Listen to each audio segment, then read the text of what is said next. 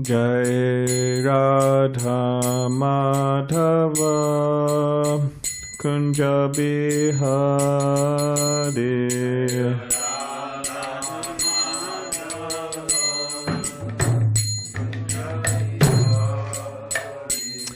Jai Radha Madhava Kunja Bihari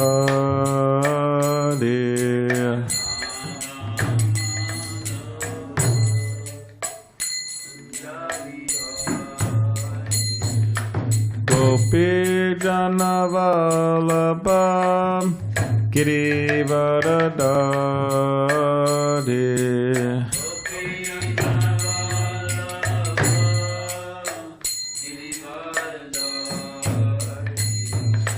Gopi Janavalabha Girivaradari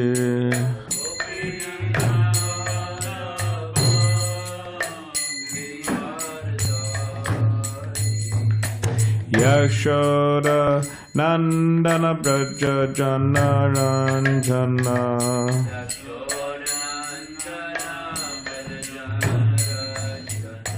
Yashoda Nandana Braja Jana Ranjana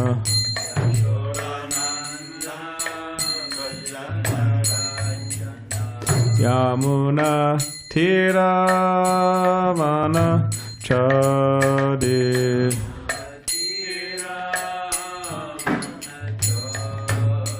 Yamuna Tiravana Chadi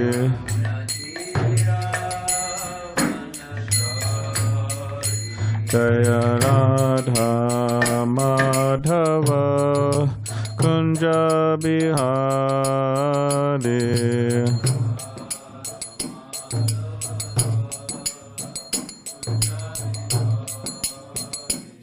Jai Radha Madhava Kunja Bihari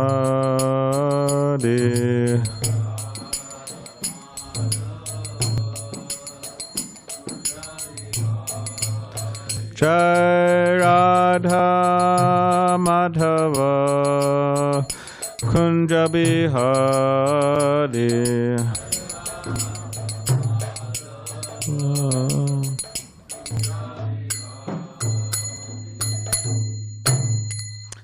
Vishnupada, Paramahamsa, HG Srimad A.C. Bhaktivedanta Swami Prabhupada Ki Jai. Jai Om Vishnupad Paramahamsa HG Srimad Bhakti Siddhanta Saraswati Thakur Prabhupada Ki Jai. Ananta Koti Vaishnava Vrinda Ki Jai. Nama Acharya Srila Haridas Thakur Ki Jai. Prem Sikaho Shri Krishna Chaitanya Prabhu Nityananda Shri Advaita Gadadhar Shivasadi Gaura Bhakti Vrinda Ki Jai. Shri Shri Radha Krishna Gopa Gopinath Shama Kund Radha Kund Giri Govardhan Ki Jai. Vrindavan Dham Ki Jai. Navadvip Dham Ki Jai. Ganga Yamuna Mai Ki Jai. Tulsi Maharani Ki Jai. Bhakti Devi Ki Jai. Samaveta Bhakti Vrinda Ki Jai. All glories to the assembled devotees. All glories to the assembled devotees. All glories to the assembled devotees. Glories to Shri Guru and Shri Gauranga. Govardhan Dham Ki Jai. Om Namo Bhagavate Vasudevaya.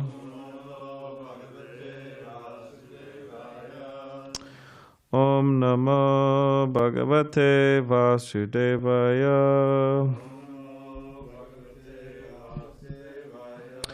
Om Namo Bhagavate Vasudevaya. Eighth Canto, Withdrawal of the Cosmic Creations, Chapter 23. The demigods regain the heavenly planets. Text 15.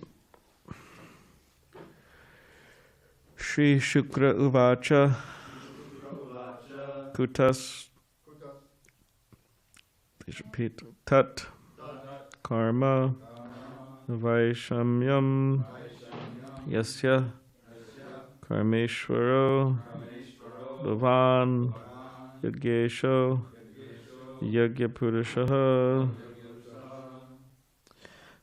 sarvabhavena pujitaha. Shri Shukra uvacha kutastat karma vaisamyam yasya karmeshvaro bhavan yagesho yajña-puruṣa sarvabhavena pujitaha. Shri Shukra uvacha kutastat karma vaisamyam yasya karmeshvaro bhavan yagesho yajña-puruṣa sarvabhavena pujitaha. Shri Shukra uvacha kutastat karma vaisamyam yasya karmeshvaro bhavan yagesho yajña-puruṣa sarvabhavena pujitaha.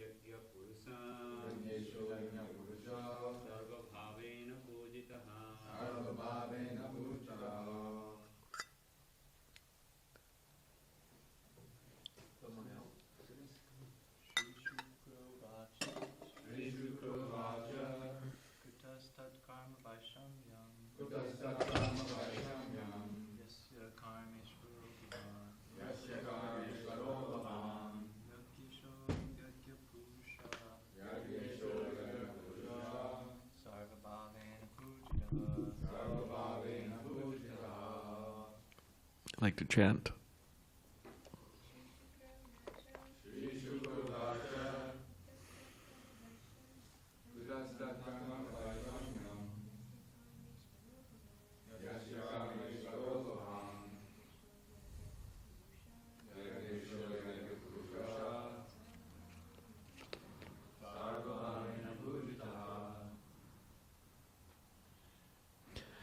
Any online reciters?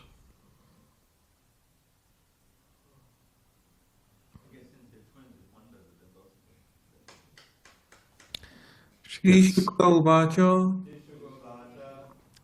kutastat karma vishamam yasya karmeshvaro bhavan yajñesho yajña-puruṣa sarvabhavena pujita.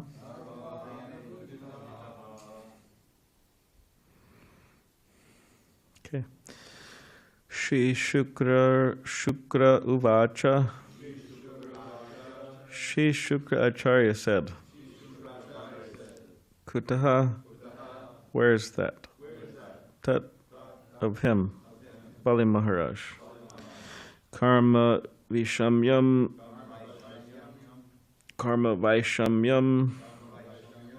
discrepancy and discharge in fruitive activities. Yasya, of whom? Bali Maharaj. Karma Ishvaraha, the master of all fruitive activities. Bhavan, your lordship. Yajña-puruṣa, you are the enjoyer of all sacrifices.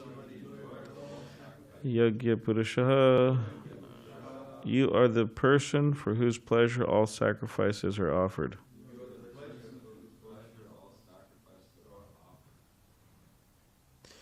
Sarvabhavena, in all respects. Pujitaha, having worshipped. Translation.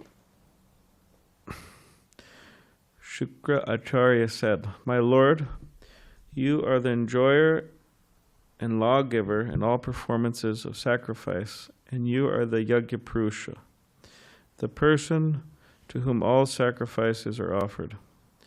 If one has fully satisfied you, where is the chance of discrepancies or faults in his performances of sacrifice?" Purport. In Bhagavad Gita, chapter 5, text 29, the Lord says, "Bhoktaram yagatapasam sarvaloka maheshwaram." The Lord, the Supreme Proprietor, is the actual person to be satisfied by the performance of yajñas. The Vishnu Purana 389 says, "Varnashrama-charivata purushena parapuman vishnur aradite panta nanyat-tattoshakaranam." All the Vedic ritualistic sacrifices are performed for the purpose of satisfying Lord Vishnu, the yajña-puruṣa.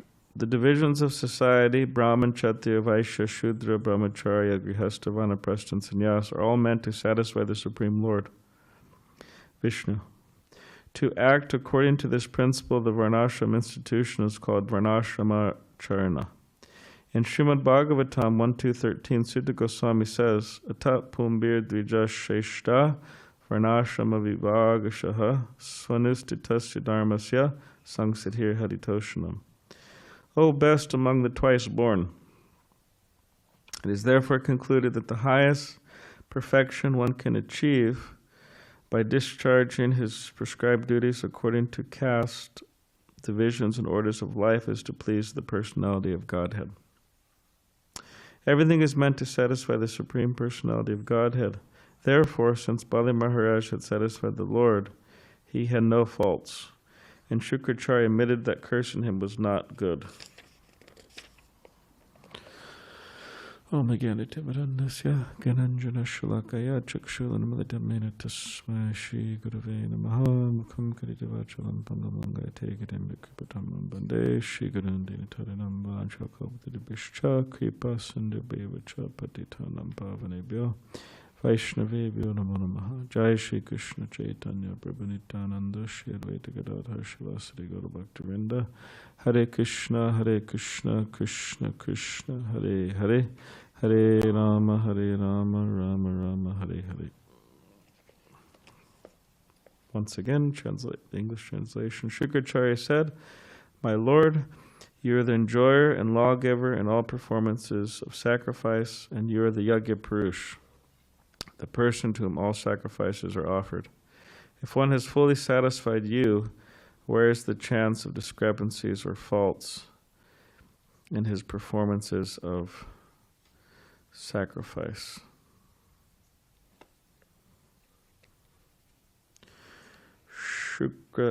Śukrācārya is admitting he was wrong, admitting that he made a mistake and he was at fault in cursing Bali Maharaj, his wayward disciple who didn't follow him, because he was saying don't surrender to this personality Vamanadev, but he did it anyway. So Śukrācārya is coming to, he's come to the realization that actually I was wrong, which is a difficult realization to come to, that we may be wrong, or that maybe much of our life was spent in a wrong way to one degree or another. When Srila Prabhupada was speaking with one of his disciples in Los Angeles in the early days of the Hare Krishna movement, they were looking at a picture of Mahavishnu, and from Mahavishnu's pores so many universes come. And Srila Prabhupada, while looking at that picture, he said to this disciple that, yes, there are so many universes, and we are in one of them. And in this universe, there's so many planets. And one of those planets we call planet Earth.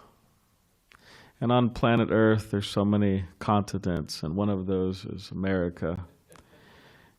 And in America, there's so many cities, and one of those cities is Los Angeles. And in Los Angeles, there's so many streets, and one of those streets is named Watsaka Avenue. And on Watsaka Avenue, there's so many buildings.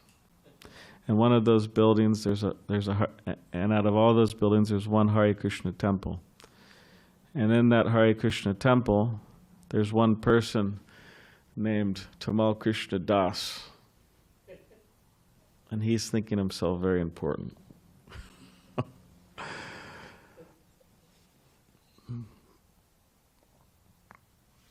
Of course, the soul is important, that the soul is eternally connected to Krishna, the all-important Supreme Personality of Godhead. Vaivamsho Jiva Loke Jiva Bhuta Sanatana. So there's an intimate connection between the soul and Krishna. And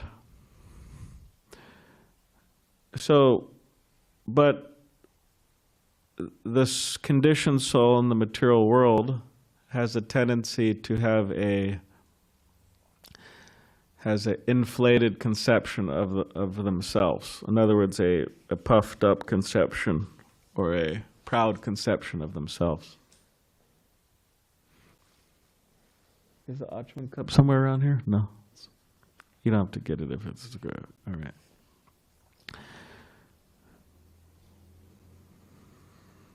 And this, one of the symptoms or one of the characteristics of this is that it manifests in a particular desire. And that desire is the desire to be right. It's a very strong desire. I could hardly think of anyone who has that I have not seen having a hard time with this one. And part of that wanting to be right is not liking to be corrected, or not liking when something's pointed out, or not liking when maybe your idea is not the best idea.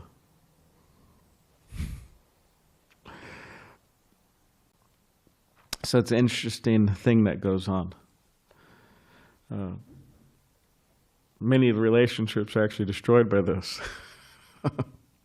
Sometimes people wonder why couples fight. I mean, this is like maybe 90% of the reason why they fight. Thanks. 90% of the reason why they fight is because they're fighting over so many different things, but it's kind of revolving around one thing in a sense. I'm right and you're wrong.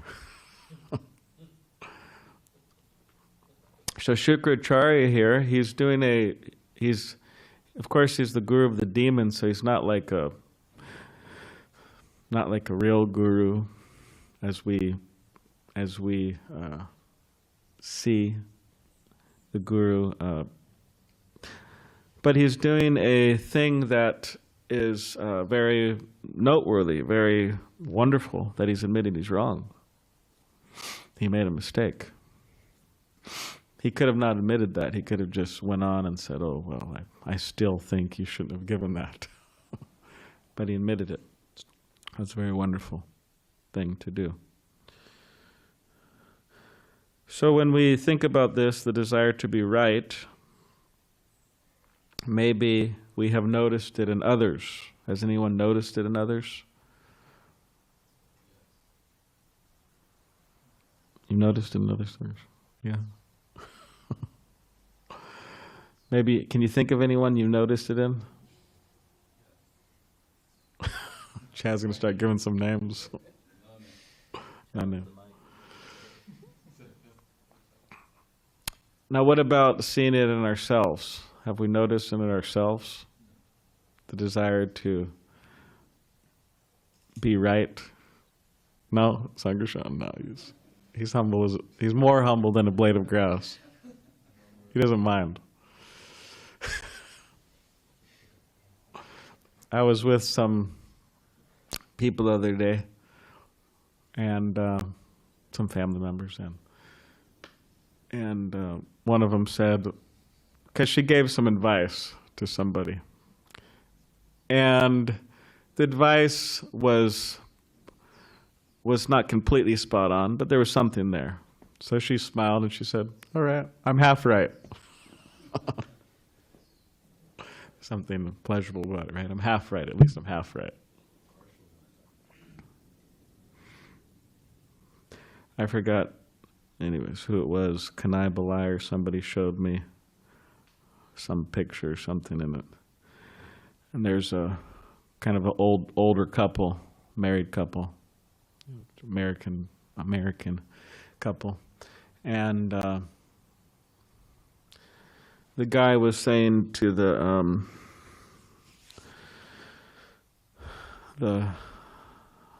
his wife that, "You've been correcting me for the last 28 years." And you could guess what she said, right? She said 29 years. Anyways.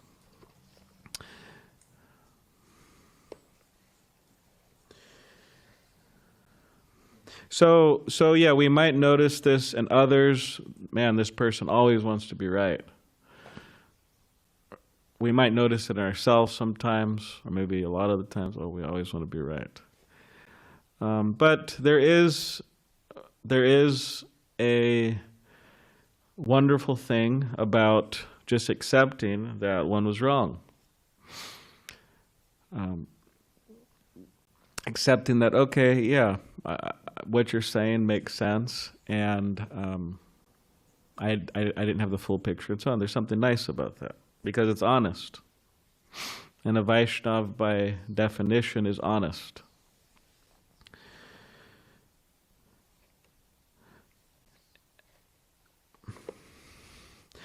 And when we talk about the Varnashram system, we talk about the Varnashram system, which is, Srila Prabhupada, what did he say? Does anyone remember? What did he say? 50% of my work wasn't done. Was it 50%? That's a well-quoted one, right? So Srila Prabhupada, up until the last stage, 1977, he did so many wonderful things. But then still he said, 50% of my work hasn't been completed. And what is that? Varnashram, which means creating a society based on agriculture, farming, and cow protection, and with everyone doing their particular roles in society and so on. I mean, there's a lot to it.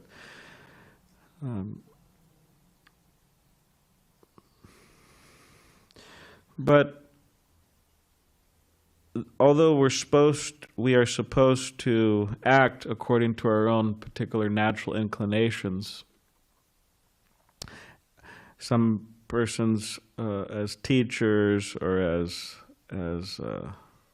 protectors of cows or farmers or different things we are inclined to do, we're meant to act in those, but we're also not meant to be attached to those. Just like, okay, we understand we're spirit souls encased in a physical body. We are not meant to be attached to our physical body. It means the identity of a male, for example. A male American man, 37-year-old male American man.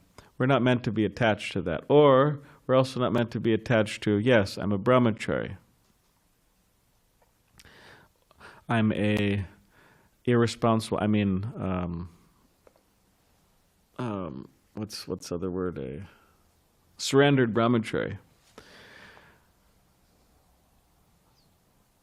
We're not supposed to be attached for people in different situations. I'm a responsible householder. I'm a detached sannyasi, whatever. We're not supposed to be attached to any of these different external designations, but we're meant to be attached to one designation. And that is, you want to quote that verse, Trivita Prabhu? What's that? What is it? Gopi? Yeah. Yeah, you want to say it in the time. The shloka's out. So this verse was written by Lord Chaitanya. Naham vipro nachanadapati napi vaisho na shudro. Naham varni nachanadapati napi. Naham varni nachanadapati napi. Forget. Kintu prodhan nikadapadamānanda purnam mitabde gopi bhartu patakamalayo dasa dasa anudasa. So he's saying, I am not a Brahmin. I am not a I am not a Kshatriya. I am not a Vaishya or Shudra. I'm not a Brahmachari. I'm not a Grihastha. I'm not a Vanaprastha or Sannyasi. So what are you?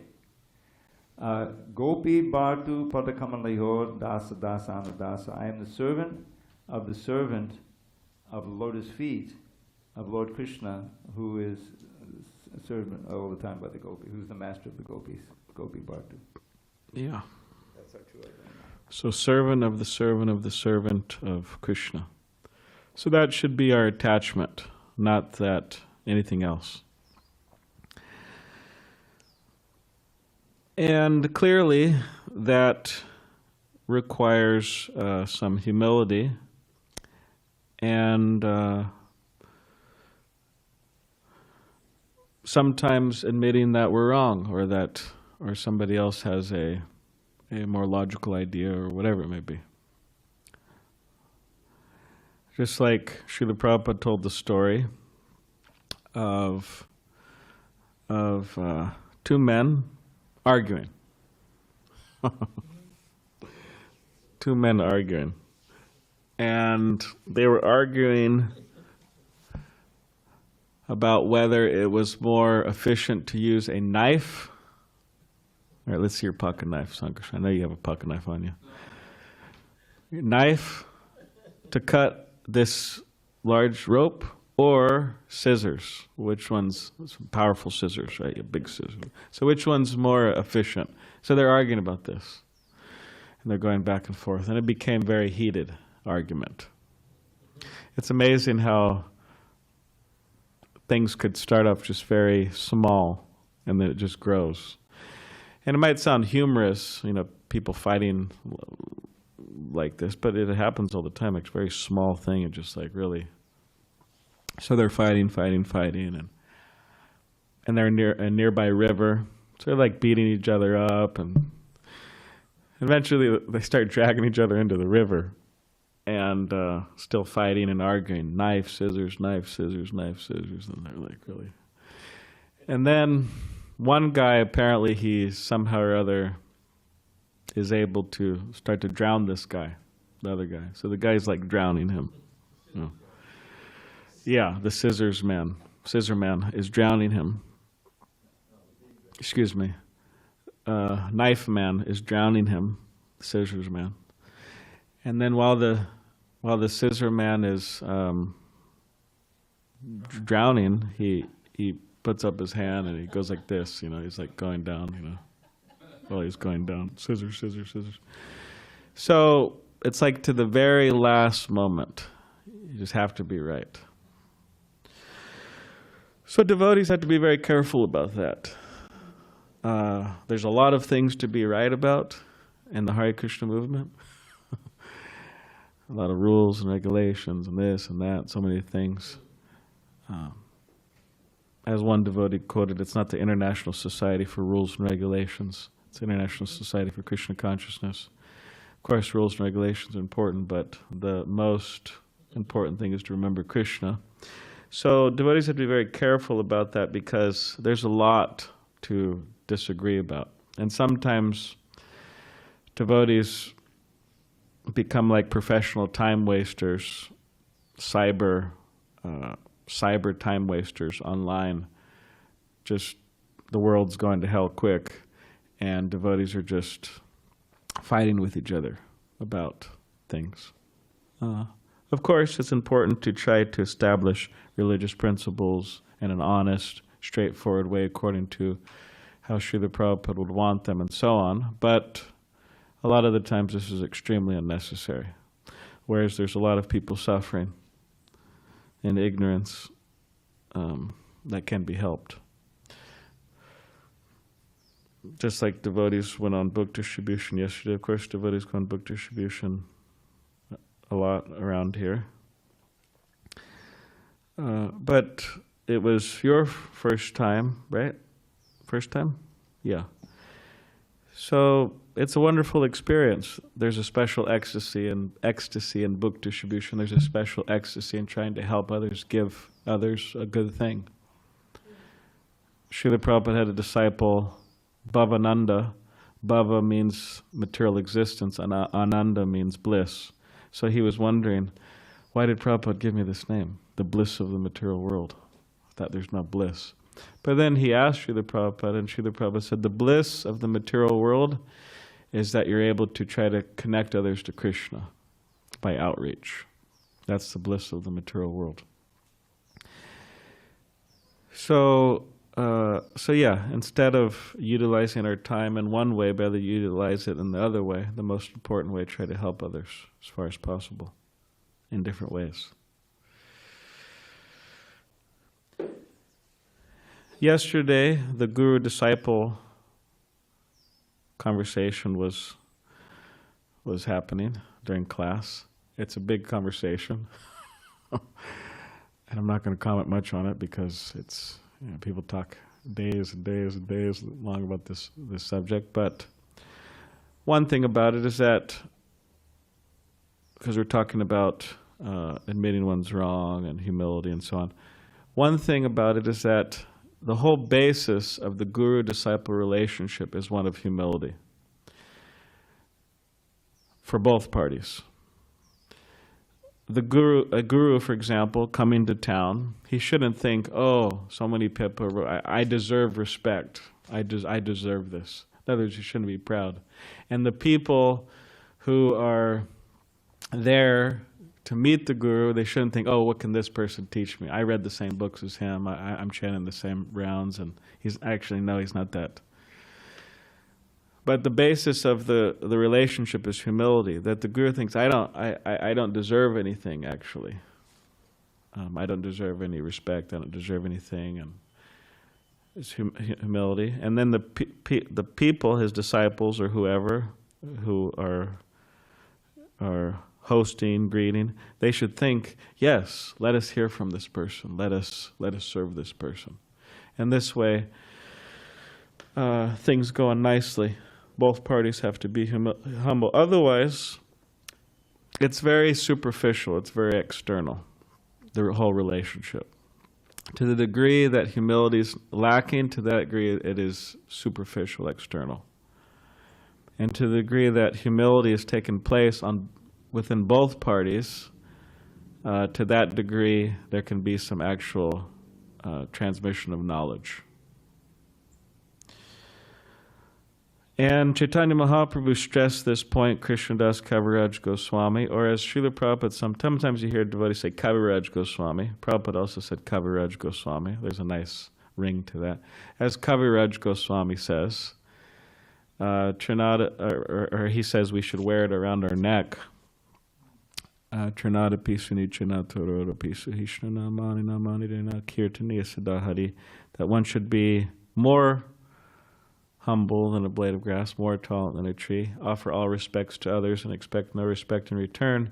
In such a state of mind, one could chant the names of the Lord constantly. So in other words, that is the key to proper offenseless chanting, to have that. So we could practice. We could practice biting our tongue. In other words, when we're going to speak, we could practice biting our tongue, controlling our speech. We can practice admitting we're wrong, or admitting that we're half right. We can practice being humble. There's different things we can do. Book distribution, for example, is a wonderful way. You're out there and cleaning, whatever. I mean, the whole process of Krishna consciousness really is a humbling process. We're offering obeisances so many times. So in this way we could practice. And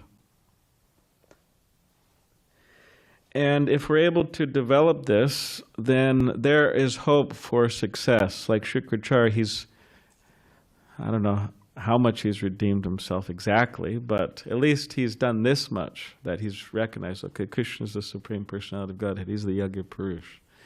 So if we can have that humility, then everything will flourish.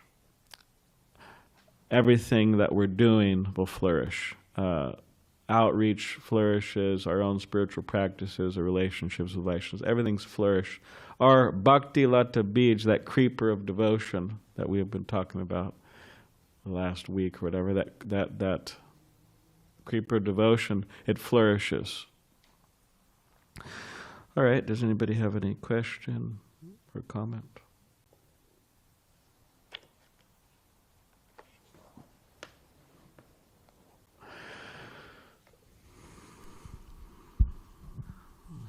Hare Krishna.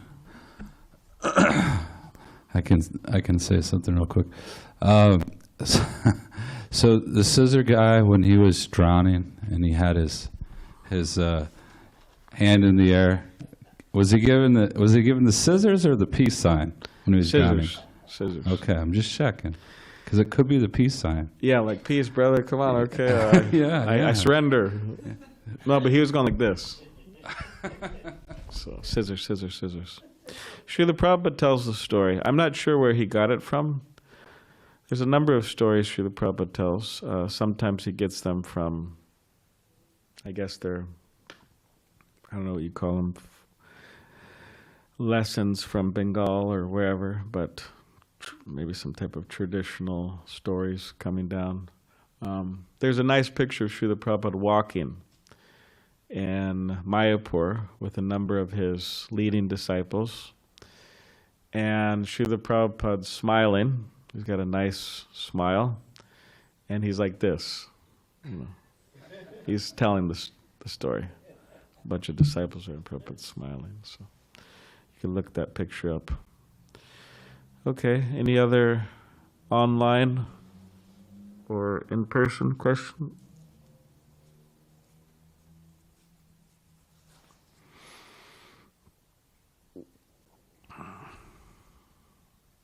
Or comment?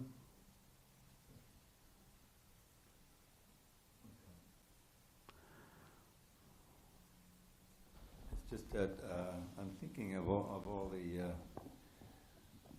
kind of the underlying theme in all of this is that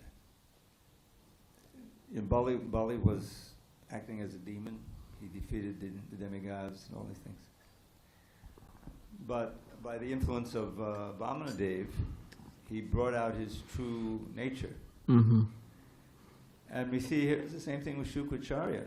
As I mentioned in one class, you may remember, he has a different name, I forget what it is, that Lord Krishna identifies, among Kavis, I am Śukrācārya. Yeah. Even though Śukrācārya was advising him not to give the charity to the Lord. So this is kind of a central principle in Krishna consciousness, is that no matter, we're in this material world, ordinary persons, and we're affected by Kali Yuga, and we become kind of demonic in maybe a mild kind of way, but we're not worshiping Krishna. But in association with the Lord's devotees, and in association with the Lord in the form of His holy name, and of course in Prabhupada's books, our real nature can actually come out. We can be transformed into devotees, and that's what the whole process is. And as you mentioned, the Sankirtan movement, this is a central part of Lord Chaitanya's movement, is whoever you meet, give them Krishna consciousness. That's right, Lord Chaitanya's order. So so it's after all these years and millions of births to actually discover who we really are and to be in touch with that process by which we can feel bliss of acting in that way. And so that's just, it's so nice that, the Sankirtan, you went out on book distribution.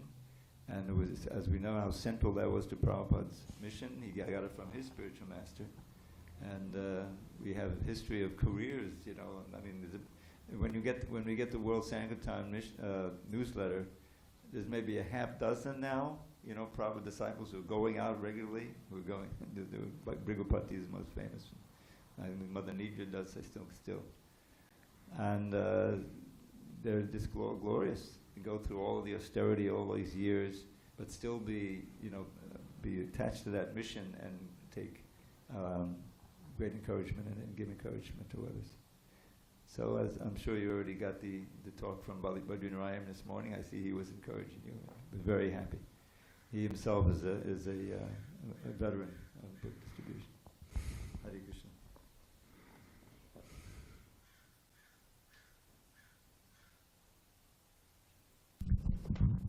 Small thing.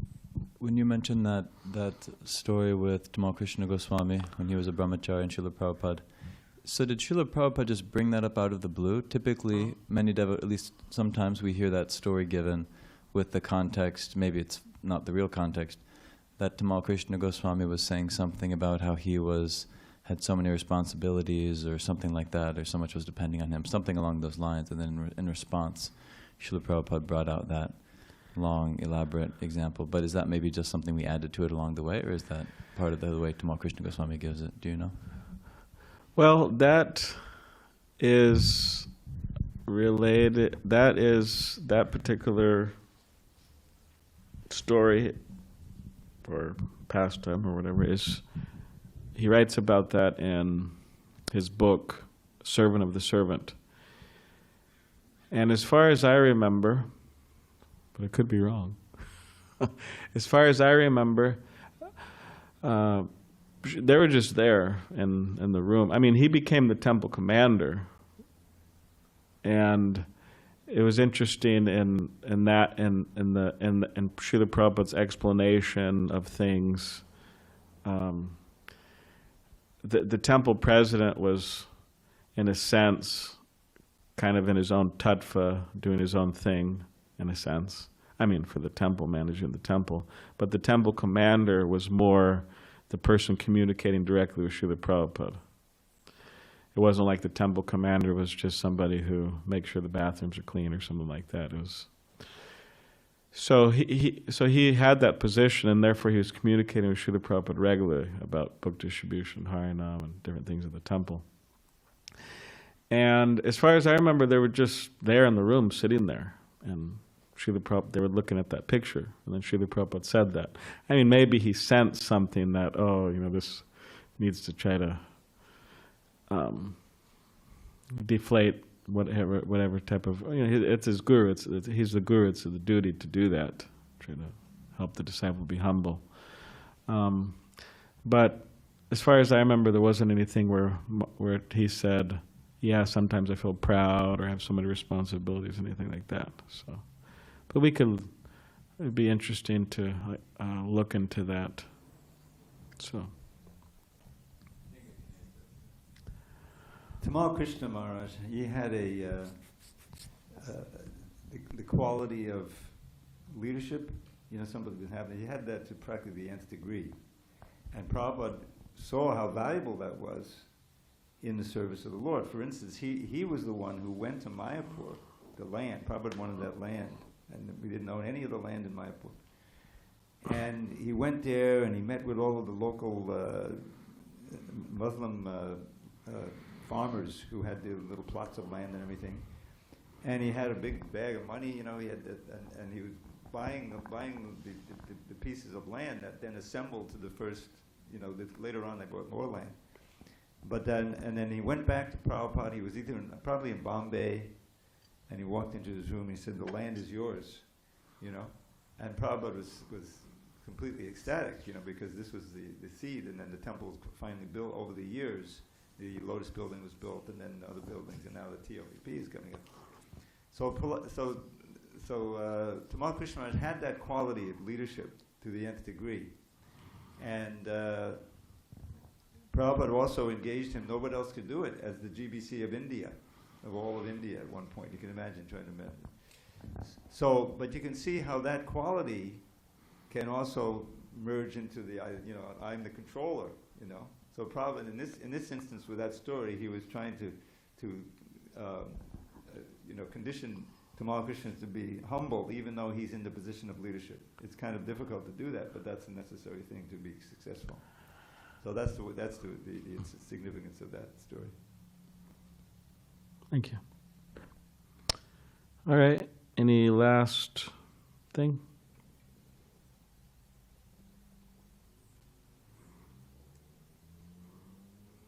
Fully thought How did out. Ocean Beach go? It went okay? It was good. Somebody actually sponsored the whole prasadam.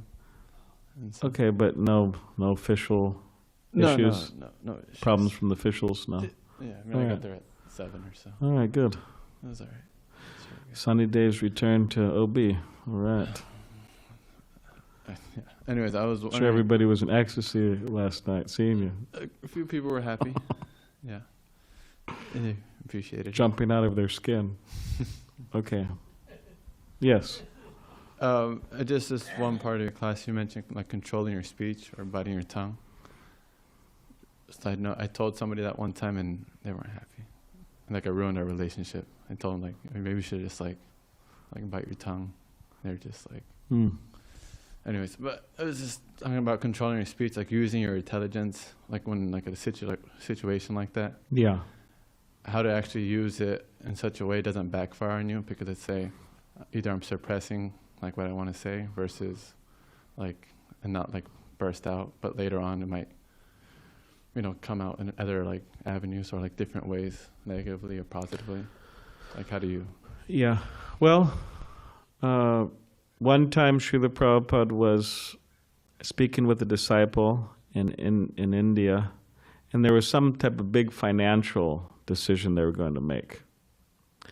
And Srila Prabhupada, he asked the person, have you completed your 16 rounds? And then the person said no. And then Srila Prabhupada said, okay, you go complete your at least 16 rounds, and then we could discuss. So sometimes there's interpersonal things, we'll call them, that need to be dealt with. Like, in other words, we have to communicate with each other sometimes about things to try to work things out. That's in order to have any successful relationship, there has to be communication, and open communication, and regular communication, honest communication, and that requires a lot of energy. That's why a lot of people just say, forget about relationships, I'll just be lonely, suffer. Hare Krishna.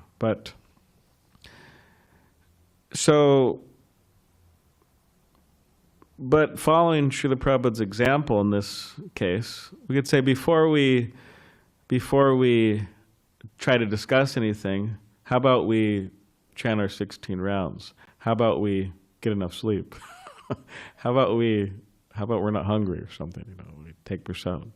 So in other words, like peaceful. We're peaceful, and then we discuss. So I think that's a good method to try to follow, rather than, and also when somebody's really angry or whatever, a lot of the times it's not good just to, point it out right there and say something. It's good just to talk about it later when everything's... Anyways, but there's so many things about this, but that's just one thing. Maybe could help. When you were telling that devotee to bite their tongue, maybe you could have bit your tongue, telling him not to say it, to bite your tongue, Oh, okay, I see. All right. All right. Hare Krishna. Granted Srimad Bhagavatam ki jai.